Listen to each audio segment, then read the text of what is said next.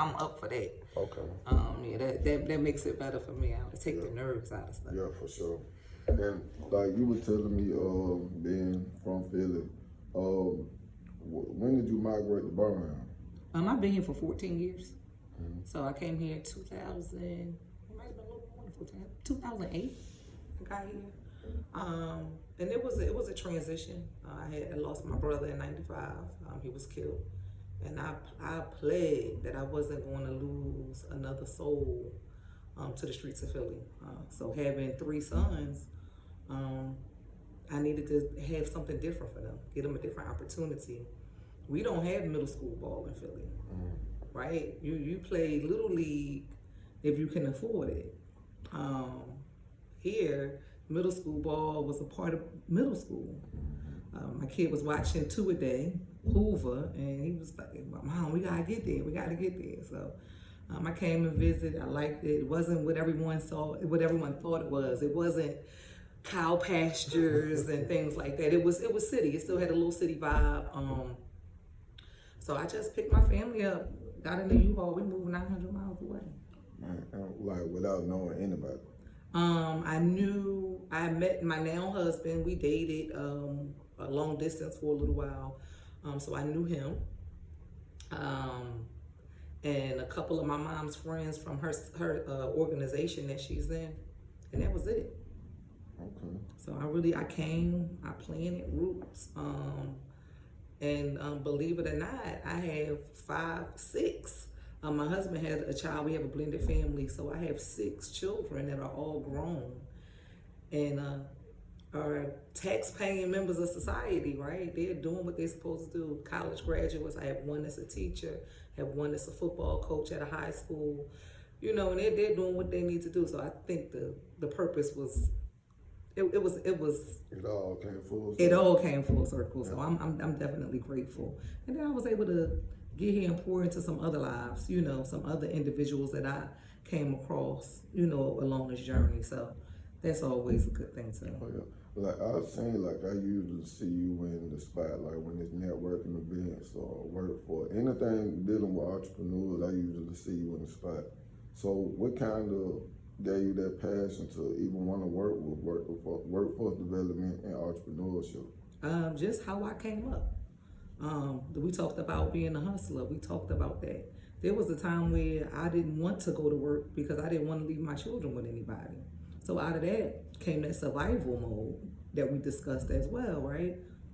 So for me, the survival mode looked like get in the kitchen, fry some chicken, bake some cakes. And that's what I did. So I was able to fry chicken, bake cakes, and afford my children the opportunity of having their mom at home while I was still making a couple dollars, right? Didn't have a high school education at all. By the time I was 18, I had 2 children, So it was like, okay, I gotta do something.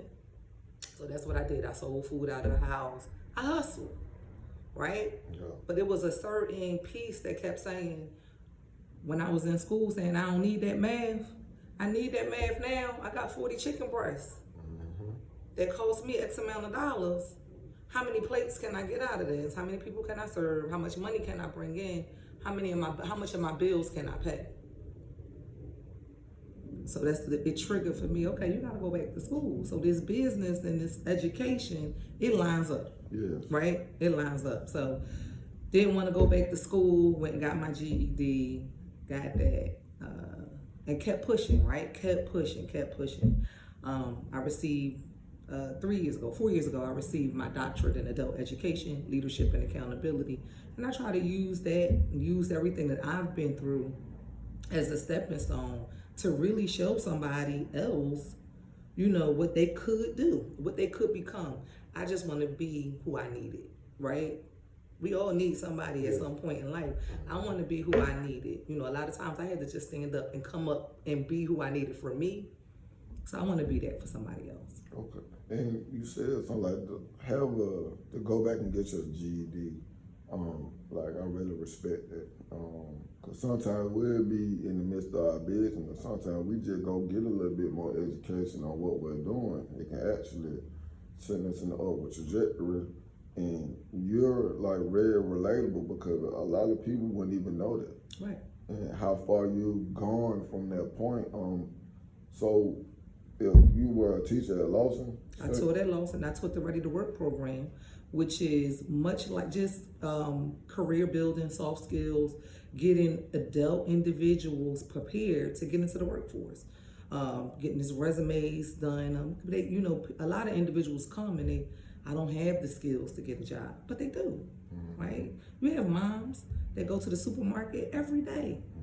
That's management. You getting these menus together, you got some organizational skills, you cleaning up. Just being able to put that into a usable form so that they can present themselves, right? And just be able to help them in that space. But Lawson was the door opener for me in that workforce realm. And I went from Lawson. I actually taught in the Jefferson County Jail. I taught Sheriff Petway's inaugural class. I taught inmates right in the jail and got them job ready. So when they left the prison, they came straight on the street and they went to work. That recidivism piece is important because if you can't come home and get a job, 9 times out of 10 statistics say you're gonna do what you gotta do to put something in your mouth to eat, right? So if you have a job and you have, some direction, you got a plan, right? Just some goals and you checking them off. That was the piece that we were able to bring to the Jefferson County Jail, and it was amazing. That is amazing. And did that kind of lead up into getting you to the Birmingham Urban League? Yeah. Okay. So I went over there as lead instructor. Started off part-time. I'm a worker bee, and Mr. Barnes and Miss Solomon, they noticed that. And I mean, anything that they had, in any programs, anything they needed me to do, I jumped right in. I went from lead instructor to director of workforce and entrepreneurship, and I led in that space for a little over a year. So just good work, just doing the work. That's it. Okay, and if somebody wanted to get into workforce development, what type of, I would say, what would the first step be that they would need to take to get it going? To get into workforce development, like as far as because workforce development, like I said, has a whole lot of different pieces. It could be just getting adults ready to work, getting children ready to work, career mapping and things like that. But then you have that whole other piece of having a business, and preparing your staff or knowing what you need, what kind of workforce you could create in that space. So workforce development is real vast, right? So it just depends on which direction they want to go. Workforce is now falling under HR, right? Because there's still some components. They all kind of line up. So it just depends on what the individual want to do in workforce. And again, with career mapping, we look at the end goal of all of the things that you want to do, and then we try to bridge to build you up to getting what you need to do. Okay. Those things. So. Okay. And I like it was something you said earlier, like basically turn your life skills into something you can do professionally. When I was in high school, we had like vocation where we can go do like electronics and some people did welding and things like that.